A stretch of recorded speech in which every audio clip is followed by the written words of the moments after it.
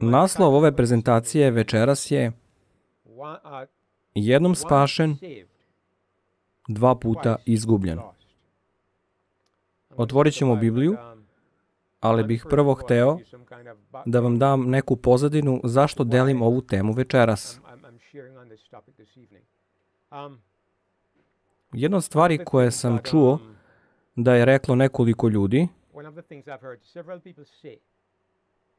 kao odgovor na poruku o pravednosti verom koju mi delimo, čuo sam da više od jedne osobe kaže da ono što mi učimo jeste doktrina jednom spašen, zauvek spašen. Pretpostavljam da ljudi dolaze do tog zaključka jer imaju predubeđenje u svojim umovima. Čuju nešto što mi kažemo i povežu ih sa nekim stvarima koje kažu drugi ljudi i čak i ako su zaključci različiti. Oni stvore sopstveno mišljenje i misle da neminovno dolazimo do istog zaključka. Kažem ovo generalno jer neki ljudi su pristrasni i nevoljni da čuju, puni su predrasuda, da na kraju uvek ispadnemo krivi bez obzira šta kažete ili kako kažete. Problem koji oni vide je ovaj. Mi učimo da Hrist dolazi da živi u verniku. Mi zapravo imamo Hrista u nama kroz njegovog duha. I kako živi u nama, on živi svoj život kroz nas. Tako da hrišćanski život dolazi kao izraz Hristovog života. Zbog toga, znate, čujem ljude da kažu treba da verujemo u Isusa i onda treba da držimo zapovesti. Meni se čini da je to nepotrebno naglašavanje. Jedina stvar koju neko treba da uradi jeste da prebiva u Hristu. I Biblija to kaže, mislim, u Jovanu 15, 3 i 5. Isus kaže, prebivajte u meni i ako prebivate u meni, donećete mnogo rodova. U 1. Jovanovoj, 3. poglavlju, mislim da je to 9. stih. Ko je rođen od Boga, ne čini greh, jer njegovo seme ostaje u njemu i ne može da greši jer je rođen od Boga.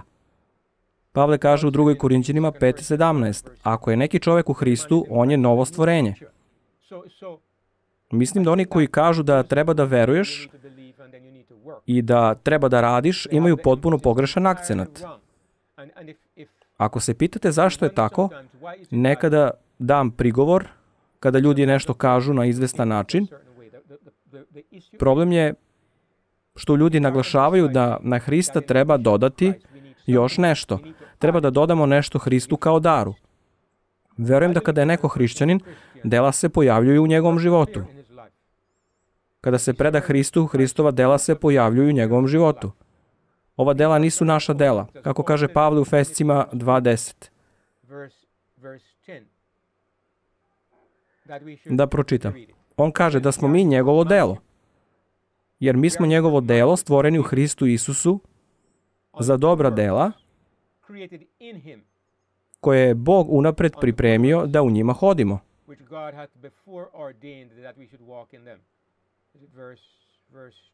Stih 10. Da, mi smo njegovo delo, stvoreni kada i gde? U Hristu Isusu. Sa kojom svrhom? Za dobra dela. Odakle dolaze ova dobra dela? Bog ih je unapred pripremio da u njima hodimo. Stvoreni smo za ova dobra dela. Drugim rečima, dobra dela su prirodan produkt onog što jesmo u Hristu Isusu. U svakom slučaju, poenta je da zbog toga što mi kažemo da Hrist živi u nama i da on proizvodi ova dobra dela i da činimo dobro po prirodi, ova braća zaključuju da mi učimo jednom spašen, zauvek spašen.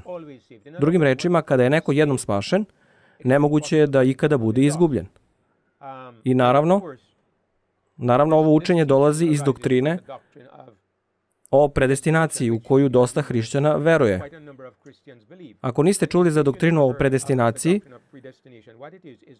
to je ideja da svako ko živi na ovoj planeti,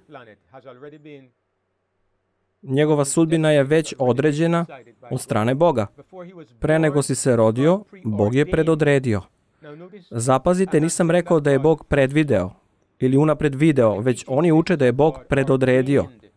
Bog je predodredio da svaka osoba bude ili spašena ili izgubljena.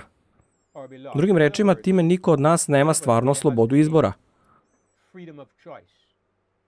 Naše spasenje nema nikakve veze sa našom sposobnošću da biramo. Bog je taj koji je napravio izbor čak i pre nego smo se rodili. Ono što ćete jasno vidjeti je da ova doktrina ne samo da nas čini bespomoćnima, ne samo da vodi do zaključka da je uzaludno da razmišljamo da imamo išta da uradimo za naše spasenje, ako ćemo biti izgubljeni, već također čini Boga velikim gospodarem lutaka koji igra igru sa nama. I mi smo samo pijuni u toj igri gde nemamo nikakav izbor, nikakvu opciju. Mi smo samo male figurice koje treba pomeriti sa jednog mesta na drugo. Ovo je najodvratnije učenje, jer mislim, ako treba ovo da verujem,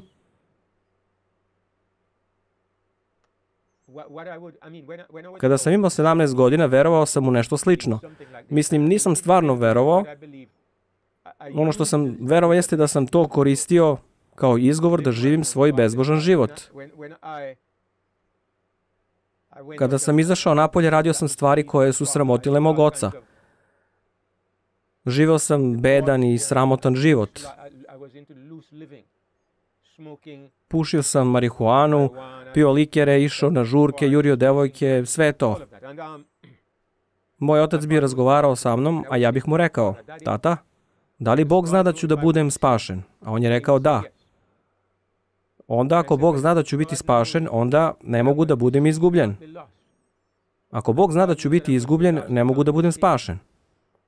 Mislio sam da sam ućutkao mog oca. Mislio sam da ne može da odgovori na moju logiku, jer to je u mom glupom umu zvučalo logično.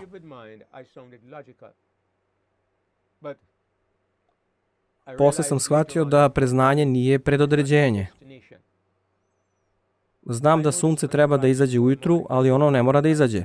Znam da će sunce da izađe ujutru, ali to ne znači da sam ja razlog zašto sunce izlazi.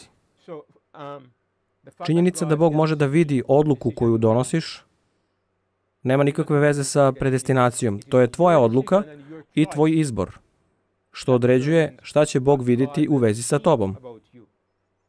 Tvoj izbor je veoma uključen.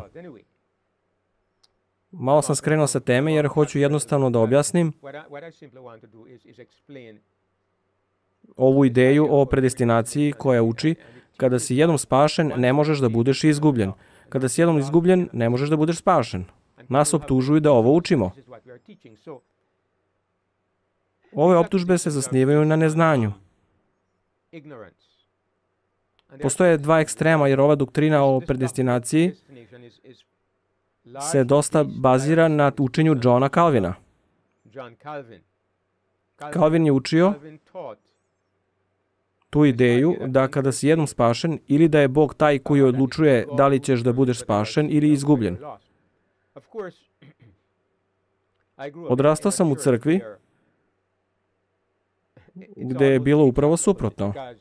U adventizmu, doktrina o adventizmu, teologija adventizma, dovodi vas do zaključka da stvarno ne postoji sigurnost tvog spasenja. Jer postoji to učenje da ako sagrešiš sada i umreš u tom stanju, izgubljen si. Znam da je adventizam velika grupa. Postoji oko 20 miliona ljudi u glavnoj crkvi i još puno ljudi u rasparčanim grupama. Kada kažem adventizam, govorim uopšteno ono što sam shvatio i ono što sam učio tokom godina u crkvi. Rođen sam u toj denominaciji. Pre svega, ovakvo razmišljanje zasniva se na doktrini o istražnom sudu, da Hrist sudi ljudima u ovom trenutku, i ako tvoje ime dođe na sud i imaš nepriznate grehe,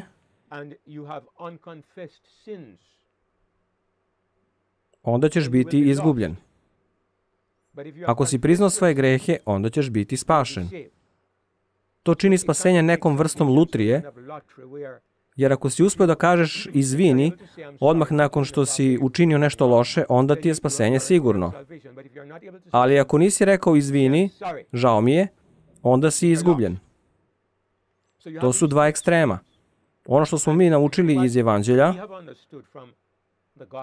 ono što smo shvatili razumevši Evanđelje, jeste da u Hristu imamo sigurnost danas. Imamo spasenje, imamo večni život danas, ne nekada u budućnosti. Ne da ćemo jednog dana imati spasenje, već imamo spasenje danas. Kao što Isus kaže, kogod veruje u mene, nikada ne umire. Nešto slično postoji u 1. Jovanovoj, 5. poglavlju, stihovi 11 i 12. A u ovome je to svedočanstvo. Bog nam je dao večni život i taj život je u njegovom Sinu. Ko ima Sina, ima život, sadašnje vreme. A ko nema Sina Božjeg, nema život.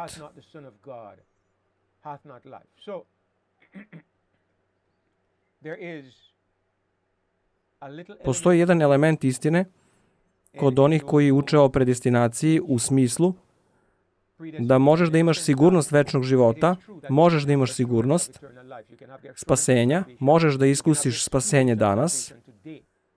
Ne treba da budemo nesigurni u naše spasenje. Ne treba da budemo u riziku oko našeg spasenja.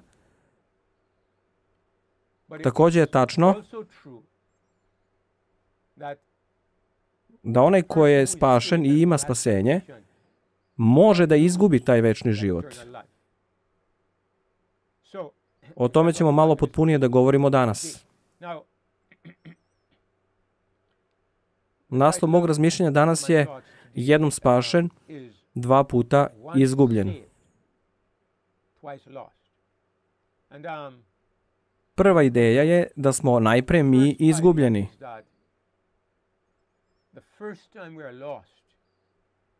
Kada se rodimo, kada smo došli na ovaj svet. Hoću ovo da pokažem u onome što je Isus rekao u Jovanu 3:3. Isus mu na to reče, zaista ti kažem, ako se neko nanovo ne rodi, ne može vidjeti Božje kraljevstvo. Isus govori o čoveku, ako se čovek nanovo ne rodi. Da li se ovo odnosi i na ženu?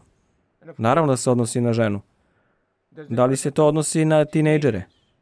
Naravno da. Da li se odnosi na decu? Naravno da. Da li se odnosi na bebe? Da li bebe treba da budu nanovo rođene da bi videle kraljevstvo Božje? Razlog zašto postavljam ovo pitanje je, pre svega hoću da kažem da se osoba rađa u izgubljenom stanju. Zbog toga postavljam pitanje o bebama, jer kada se neko rodi, on je beba. Da li se beba rađa u izgubljenom stanju? Na osnovu Isusove izjave, čak i bebe moraju da budu nanovo rođene ili ne mogu da vide kraljevstvo Božje. Treba da se nanovo rodiš. Jasno je da kada se prvi put rodiš imaš problem. Rođen si sa problemom. Zbog toga oni koji se drže za ograničenu ideju da jedini problem koji čovjek ima jeste šta čini, da čovjek ne može da bude grešnik, da ne može da bude izgubljen, osim ako ne učini neko loše delo. Ovo je potpuno pogrešno. Zato što zbog toga se dolazi do zaključka da beba nije rođena izgubljena. Ne možeš da budeš izgubljen osim ako izabereš da učiniš pogrešno delo. Ovo je osnova za legalizam, pravednost delima, spasenje delima. Sve se vrti oko pitanja tvog ponašanja, šta činiš. Ali, kako razumemo Bibliju bolje i bolje, shvatili smo da spasenje nije zasnovano na tome šta ti činiš. Spasenje je dar od Boga, to je dar života u Hristu Isusu. To je spasenje. Kogod ne posjeduje taj dar, nema spasenje. Ta osoba je u izgubljenom stanju. Iskreno zbunjen sam. Teško mi je da shvatim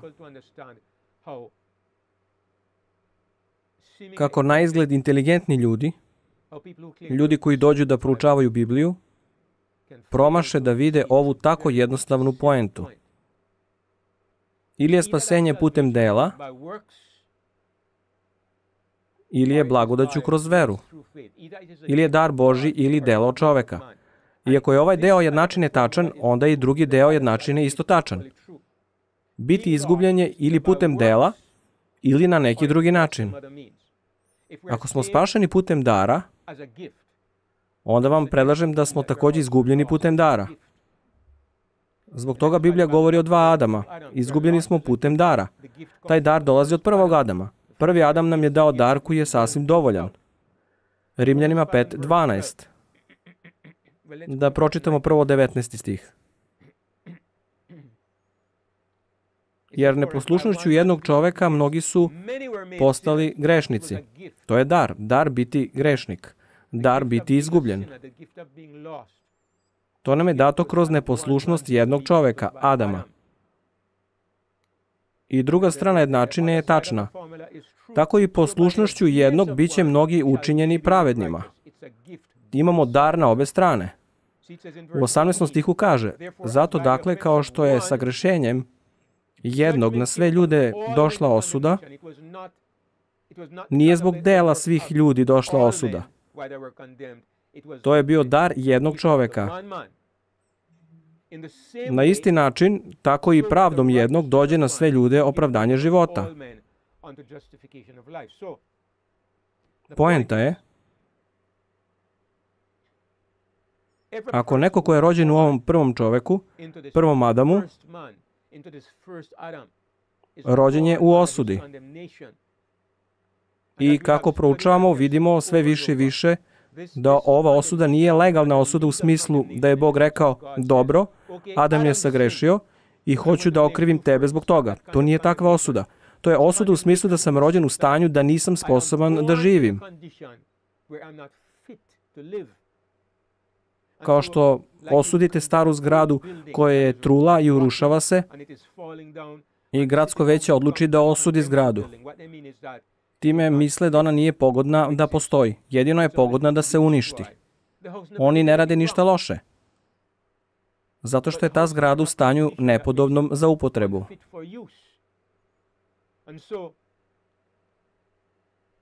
Znači, Adam nas je stavio u poziciju gde smo bili nepodobni za večni život.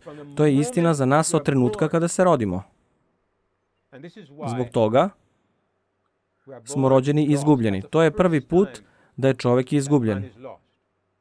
Rođeni smo izgubljeni. Rođeni smo u izgubljenom stanju. I to je zbog Adama. Evo još jednog stiha kojeg sam pomenuo u ovoj vezi. Isto poglavlje, Rimljanima 5:12. Zato kao što je kroz jednog čoveka u svet ušao greh i preko greha smrt, i tako se smrt proširila na sve ljude. Zašto? Jer su svi sagrešili. Smrt je došla preko greha. Svi umiru. Zašto? Jer su svi sagrešili. I kao što smo vidjeli, svi su sagrešili jer je jedan čovek sagrešio. On je doneo greh na nas, doneo je osudu na nas. Poenta je da je svako rođen izgubljen. To je prvi gubitak. To je prvi put kada smo izgubljeni. Sjetite se, moja tema se zove jednom spašen, dva puta izgubljen. Dakle, rođeni smo izgubljeni. Biblija uči da je spasenje dar od Boga. Šta više, Biblija uči, i svaka inteligentna osoba ovo zna, da ne kažem tako, svako ko čita Bibliju sa razumevanjem zna ovo, da primanje života je nešto što se dešava u trenutku, momentalno. Isus kaže u Jovanu 5:24. Zaista, zaista kažem vam, ko sluša moju reč i veruje onome koji me je poslao i ima večni život i ne dolazi na sud, nego je prešao iz smrti u život. Onda koliko to traje? Koliko mi treba da čujem njegovu reč? Koliko mi treba da poverujem u onoga koji je poslao Isusa? U trenutku poveruješ. Tog trenutka, kaže Isus, imaš večni život. I ne dolaziš na sud. Osuda je došla na ceo svet zbog Adama, sećate se. Isus kaže, ako veruješ, nećeš doći na sud, već si prešao iz smrti u život. Prešao je prošlost, u život tog trenutka kada si poverovao. Poenta koju činim je, spasenje je momentalna stvar. To nije nešto što traje danima ili satima ili mesecima ili godinama. Nekim ljudima treba puno vremena da poveruju, to je tačno. Problem nije u tome da spasenje dugo traje. Osobi možda treba dugo vremena da poveruje. Jednom kada osoba poveruje, spasenje je momentalno. Kažem ovo jer mnogi misle da je spasenje nešto na čemu ti radiš. Radiš dan za danom i pokušavaš da budeš bolji i bolji i jednog dana kada budeš dovoljno dobar imaš spasenje. Zbog toga nikada nemaju sigurnost spasenja jer nikada ne budu dovoljno dobri jer mere svoju podobnost time koliko su dobri i kakva su im dela. Tako da nikada nisu kvalifikovani.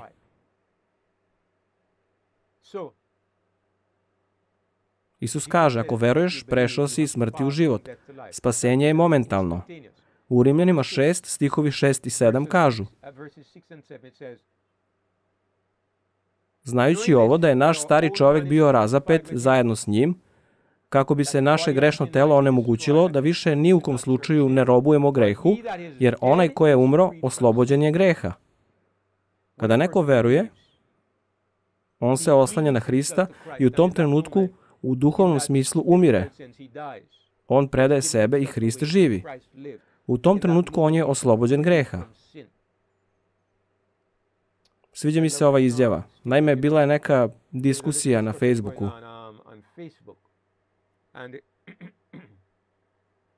I interesantno je da je neko postavio izjavu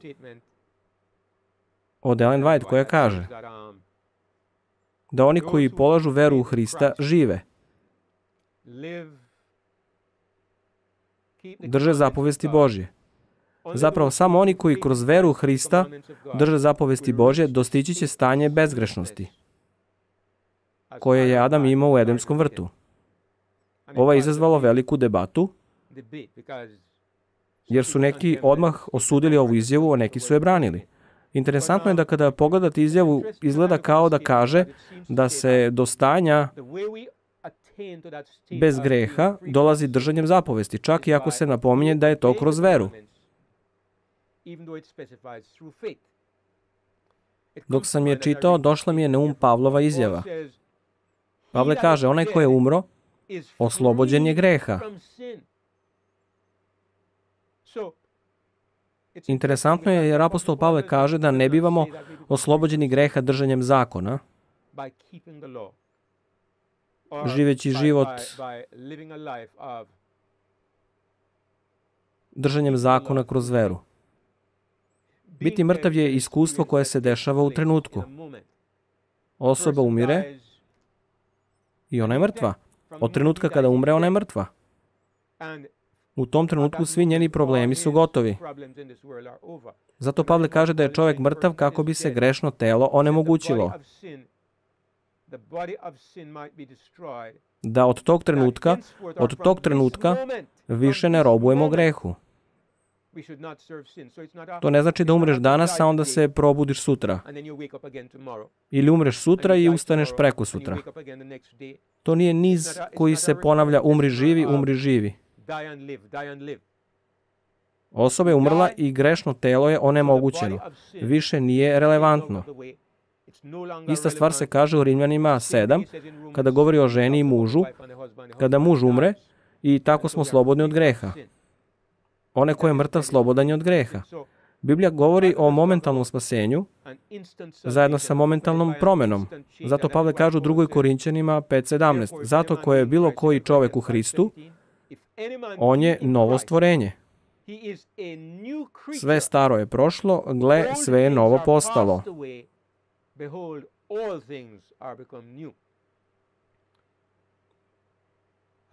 Mnogi ljudi će reći, pa ovo nije moje iskustvo. Žalosno što je tako, jer svako ko kaže da ovo nije njegovo iskustvo, pokušava da prilagodi Božju reč svom iskustvu. Ali istina je da ako vidimo da naše iskustvo nije u skladu sa onim što Biblija kaže, naše je da tražimo od Gospoda da nam odgovori da naše iskustvo bude biblijsko iskustvo. Nemojmo da prilagođavamo Bibliju našem iskustvu. Pavle kaže da postaješ novo stvorenje, da je sve staro prošlo i sve je postalo novo. Spasenje je instant stvar i promena je instant stvar. Kada si promenjen, to jest kada primiš spasenje, onda si promenjen.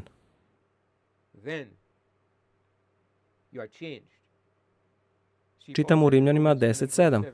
Jer ako svojim ustima priznaš da je Isus Gospod i ako u svom srcu veruješ da ga je Bog podigao iz mrtvih, bit ćeš spašen. Dakle, to je momentalna stvar. Neki ljudi veruju da je spasenje kao neki evolucioni proces. Odlučiš danas da se okreneš Gospodu. Reći ću koren toga. Biću veoma iskren i reći ću vam koren toga. Postoji učenje koje počinje da se širi i umnožava. Razumem razlog zašto ono raste u popularnosti. Ono vodi u legalizam. Odiše idejom o ljudskim delima. Ono odiše time da spasenje zavisi od ljudskih dela. To je učenje da postajemo hrišćani time što verujemo u Božju reč, a nakon toga počinjemo da upijamo tu reč, počinjemo da proučavamo reč i tokom proučavanja bivamo postepeno promenjeni rečju. To je ideja da je reč, Biblija, pismo, duh Božji. Neki kažu da treba biti fair, neki kažu da je pismo način na koji duh radi. Ali drugi stvarno kažu da je duh Božja reč, jer Isus je rekao, reči koje sam vam rekao, one su duh i život. I tako citiraju Hristove reči. Moj odgovor na ovo je da je Isus rekao često neke stvari koje su šifrovane i moramo da pogledamo dublje šta je rekao. Kada je rekao, ako ne jedete moje telo i ne pijete moju krv, nemate život u sebi, da li to uzimate doslovno? Kad Isus kaže neka mrtvi sahranjuju mrtve, da li to uzimate doslovno? Kad Isus kaže da treba da mrziš svog oca, majku, sestru i brata, da li to uzimaš doslovno? Kad Isus kaže onaj ko nema mač neka proda sve i kupi jedan, ne treba da to uzmeš doslovno. Jer Petar je to i uradio, Isus je morao da ga ukori za to. Onda kada Isus kaže reči koje sam vam govorio, one su duh i život, smešni ste ako ih uzmete doslovno i tako vrednujete. Treba da pogledamo dublje ono što kaže. Pavle kaže da uzmete sa sobom mač duha, koji je Božja reč. Reč je alat koji duh koristi, ali reč nije duh.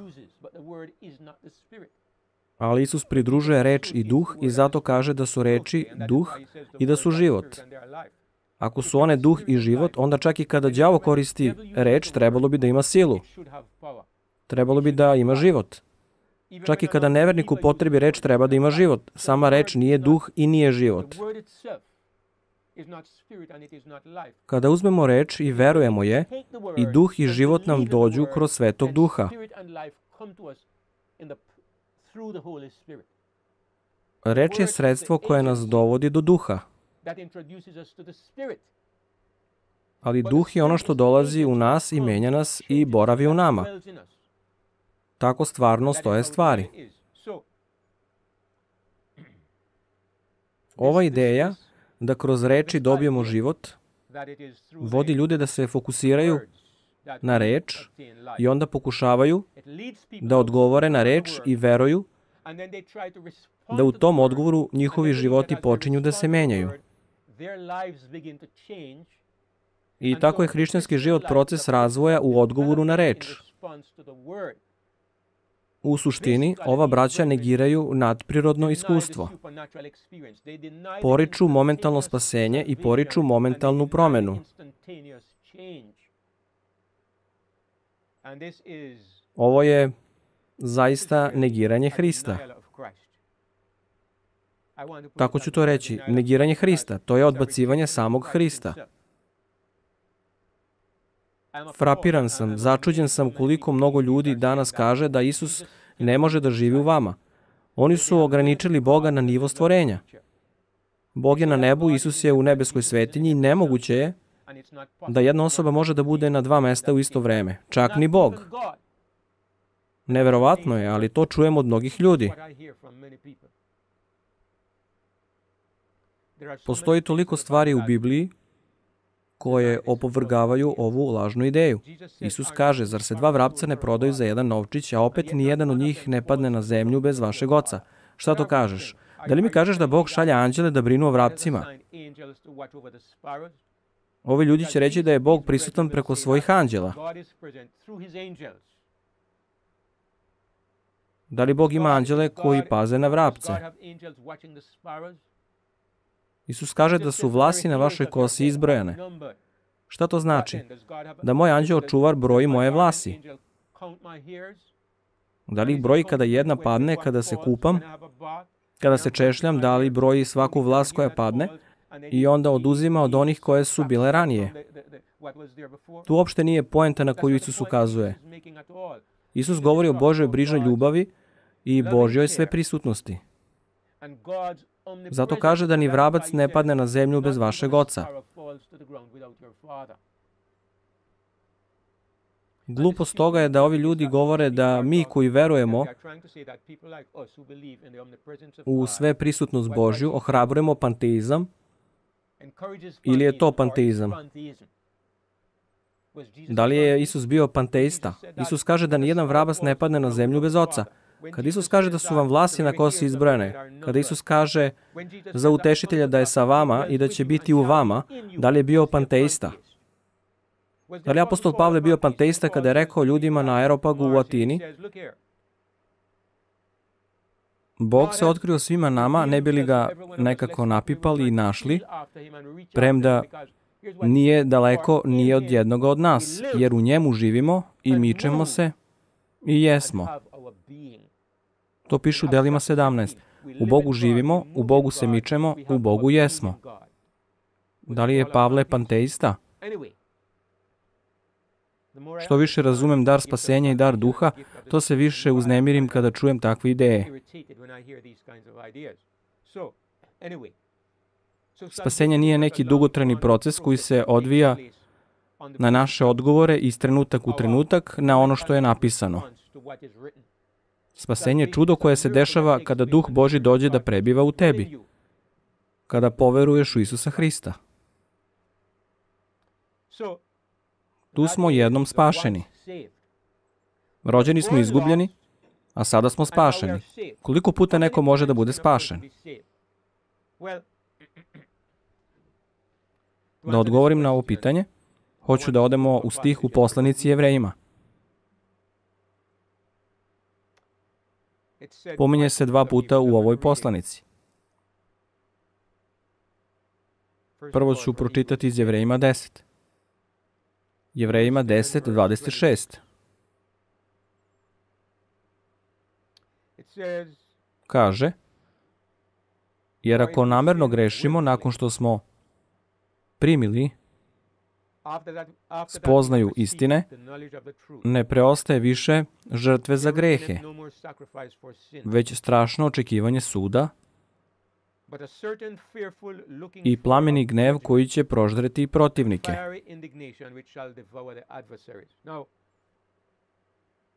Ima toliko toga u ovim stihovima.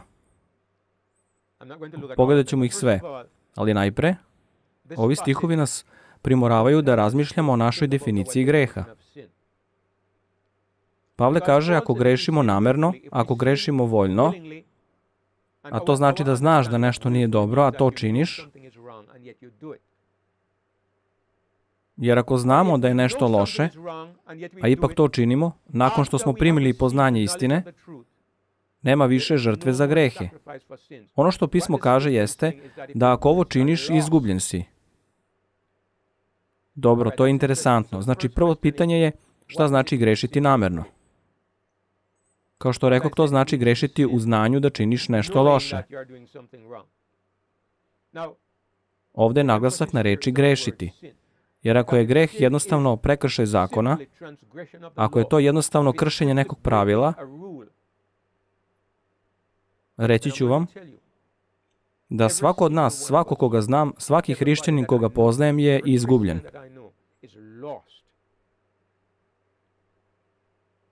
Pre svega, sama ideja je glupa i smešna jer Bog nebeski nije ovakav. Tvorac univerzuma nije ovakav. Nećete osuditi za pojedinu grešku.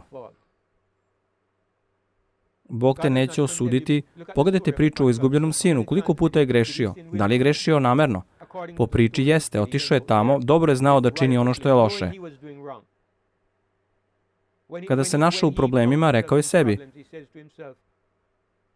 ja grešim protiv neba, pred tvojim očima. Grešio je svesno, znao je šta radi. Prva stvar koju vidimo ovdje jeste da reč grešiti ne može da znači jednostavno čin prekršaja. Treba da pogledamo greh u pravom, dubljem razumevanju. Jer greh je zapravo stanje u kome smo odvojeni od Boga, gde smo odbacili Boga. U stanju smo nesklada između nas i Boga. Pavle kaže da smo primili poznanje istine. Okrenuli smo se spasenju, primili smo Hrista. Onda nakon toga grešimo voljno, što znači da biramo da se okrenemo od Hrista, biramo da se ponovo odvojimo od Boga, biramo da se vratimo u to stanje otuđenosti od Boga. To znači grešiti voljno, znati put spasenja, a onda se okrenuti od njega. Prvo hoću ovdje da ukažem na to da ovo definiše šta je greh. Greh nije pojedini čin prekršaja. Tako bi svi mi bili izgubljeni. On se odnosi na stanje kada izabiramo da se odvojimo od Boga. Ono što kaže je da smo došli u poznanje Gospoda, primili smo spasenje, primili smo poznanje istine, nanovo smo rođeni, imamo večni život, a onda mi voljno, svesno, svojevoljno biramo da se odvojimo od Boga. Na ovom stupnju više nema žrtve za greh, jer Isus je umro da bismo se pomirili sa Bogom, a mi smo odbacili taj dar, okusivši ga, tako da nema više nade za nas. Bog više nema sile da nas spase. Bog više nema spasenje da nam ponudi. Ovo je drugi put kada neko može da bude izgubljen. Ako si izgubljen po drugi put, nema drugog spasenja. Nema još jednog nanovorođenja. Zato što kaže da sada više nema žrtve za grehe. Sve što ostaje je strašno očekivanje suda i plameni gnev. Sve što ostaje toj osobi je večni gubitak. Hoću da ukažem na to da je spasenje događaj jednom u životu. I biti izgubljen je događaj jednom u životu sa mogućnošću da se dogodi dva puta. Ako se rodiš izgubljen i nikada ne primiš Hrista, onda si izgubljen jednom. Nikada nisi ni bio spašen. Ako si rođen izgubljen i primiš Hrista, u tom trenutku ti si spašen i imaš večni život. Moguće je da izabereš da to odbaciš. Ovo Biblija uči. Na ovoj tački možeš da budeš izgubljen po drugi put. To je poenta koju hoću da kažem večeras.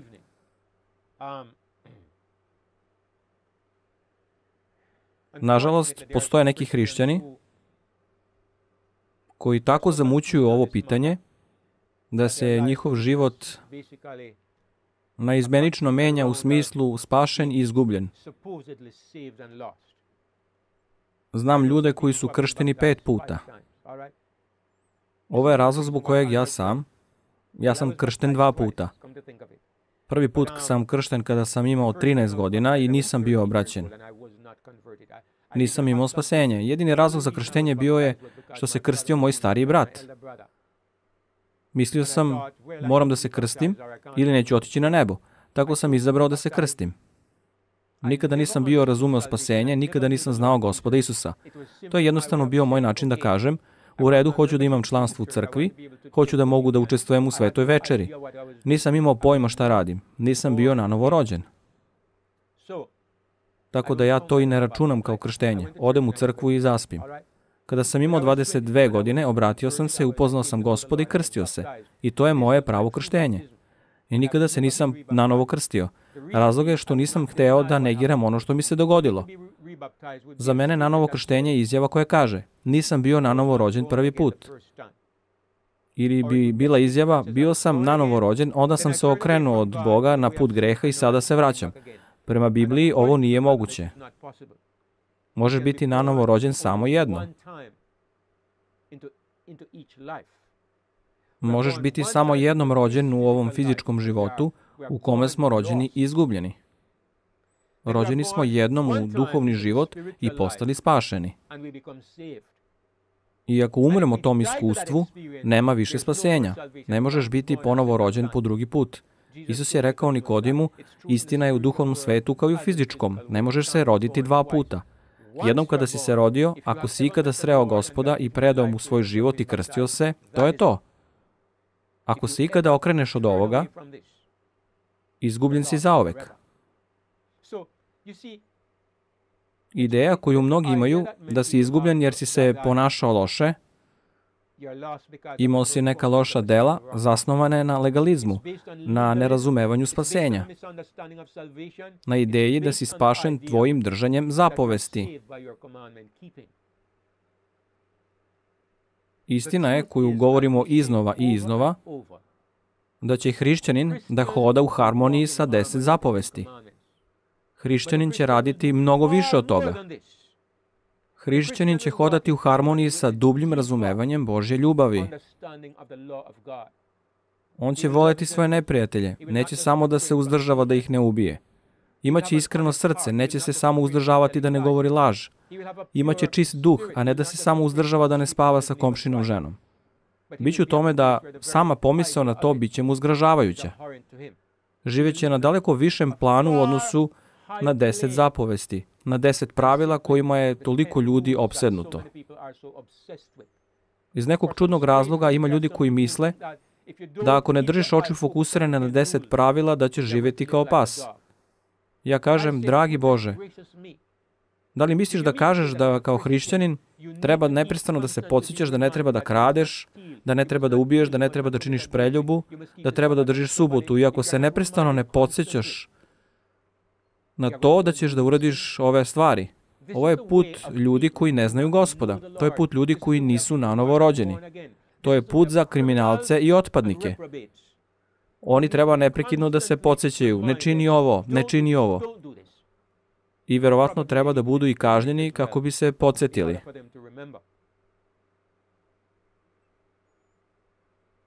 Dakle, niko, nijedan od nas, ja sigurno ne govorim kada je neko nanovo rođen, da hoda suprotno od zakona. Apsolutno ne.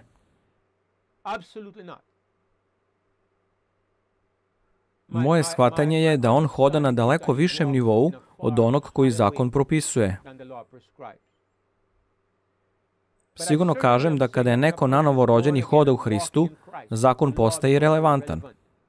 Jer on ne živi pobožnim životom zbog zakona, ili zato što je fokusiran na zakon, ili zato što se poziva na zakon, tako da je zakon i relevantan u tom smislu. Čovjek nije više kontrolisan i vođen tim pravilima. On ima Hrista koji živi u njemu i Hrist živi svoj život kroz njega na prirodan, jednostavan način i tako se njegov život menja.